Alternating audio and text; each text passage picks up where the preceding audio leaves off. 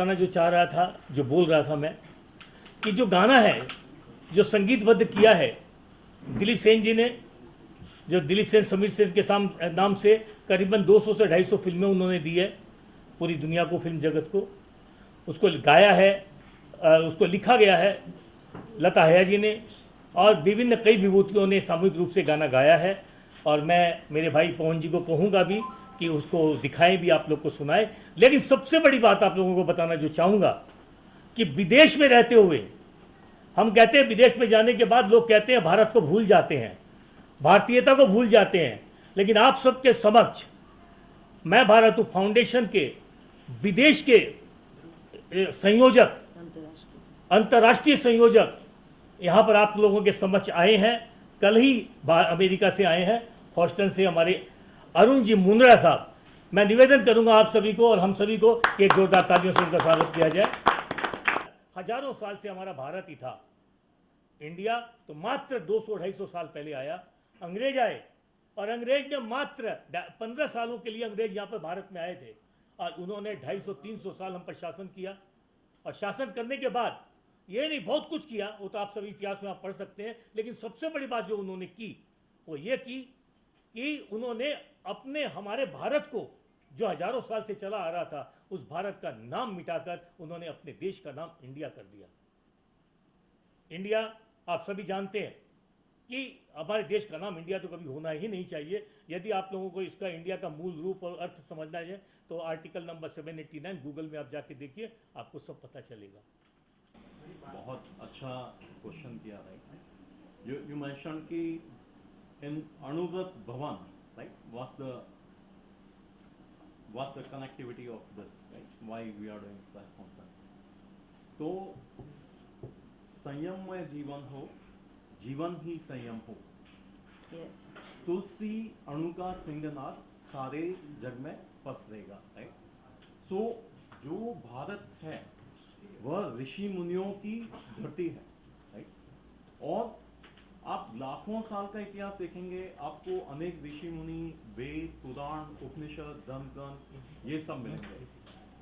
आप अगर east Europe से लेके और जापान तक देखेंगे, कोई भी सभ्यता नहीं बची, खाली भारतीय सभ्यता बची, राइट। यूनान, रोम, मिस्र से मिट गए जहां से। पर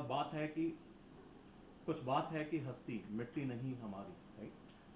तो ये जो भारत है, राइट, ये भारत ऋषि मुनियों की धरती है, जैसे अनुव्रत तुलसी जी का था, सेम वे भरत ऋषि मुनि, राइट, ये सारे। तो आपके क्वेश्चन में ये आंसर है कि क्योंकि भारत, भारतीय संस्कृति, ये लाखों साल से इसका नाम भारत ही था। वो तो ईस्ट इंडिया कंपनी का मिडिल नेम अंग्रेज जाते हुए कि एक विवेकानंद को हम सब याद करते हैं, जिसने कितनी छोटी सी उम्र में अमेरिका में जाके यूथ को जगाया था और बताया था भारत क्या है। अपने डिफेंस में नहीं जाएंगे। आपने रविंद्रनाथ टैगोर की एक बात सुनी होगी कि भारत मानव तीर्थ सागर है, मानव सागर का तीर्थ है, सॉरी, मानव सागर का तीर्थ है। आप अभी अमेरिका में, जो बात विजय जी बोले उसको मैं थोड़ा सा और डिटेल करती हूँ कि आप अभी अमेरिका में 18 साल के बाद किसी लड़के को पूछिए what is your father's name, वो ढूंढेगा कौन से फादर का नाम लूँ। What is your mother's name, वो ढूंढेगा कौन से मदर्स का नाम लूँ। लेकिन भारत में ऐसा नहीं है।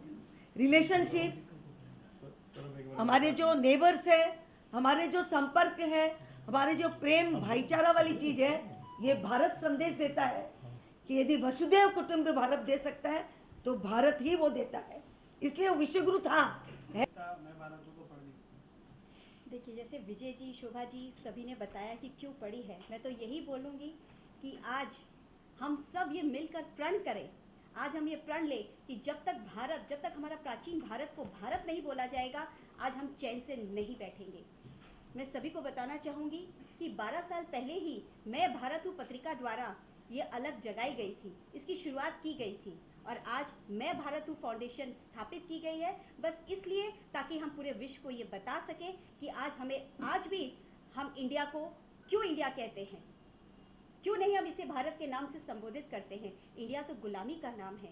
आइए मिलकर आज सब हम ये प्रण लें और इस ऐतिहासिक अभियान में इस भारत नाम की आज़ादी में जुड़कर भारत स्वतंत्रता सेनानी बने और इस अभियान में हमारा साथ दें, हमारा समर्थन करें और हमें गौरवान्वित महसूस करें। जय भारत। अणुव्रत का जो आंदोलन है वो नैतिकता का आंदोलन है और आचार्य श्री तुलसी ने असली आज़ादी अपनाओ का नारा दिया था और इस अणुव्रत आंदोलन को प्रारंभ किया था। इसी तरह मैं भारत हूँ फाउंडेशन का जो एक परिकल्पना विजय जी के दिमाग में आई और आज ये इनके इतने व्यापक संपर्क से और इनके परिश्रम से आज ये आंदोलन का रूप ले लिया। क्या कहना चाहिए? आप सीए भी हैं। देखिए, महाराजा अग्रसेन हमेशा भारत और भारत की परिकल्पना की है और ये जो अभियान विजय जी और शोभा जी और निशा जी चला रही हैं, मैं तो यही कहूँगा, या येषु सुप्तेषु जागृत कामम कामम पुरुषो निर्वाण तदैव शुक्रम तदैव सत्यम तदैव अमृत मुच्यते। ये सोते हुए में से जागते हुए लोग, क्योंकि जब तक ये भारत नहीं कहा जाएगा, मैं इनकी मुहिम के लिए पूरे देश में ही नहीं पूरे विश्व में फैला रहा हूँ। 7 तारीख को आप जो कार्यक्रम कर रहे हैं उसमें 250 से ज़्यादा संस्थाएं इसमें भाग लेंगी और इस 7 तारीख के बाद में 9 तारीख से 15 तारीख तक जो आप पहले करते थे वो हम जंतर मंतर पर करेंगे और इसकी परमिशन ली हुई है। दुआ साहब भी बैठे हैं और जैन साहब ने भी वादा किया है कि 9 से पहले दिल्ली छोड़ के नहीं जाएंगे और हमारे जंतर मंतर पे आएंगे।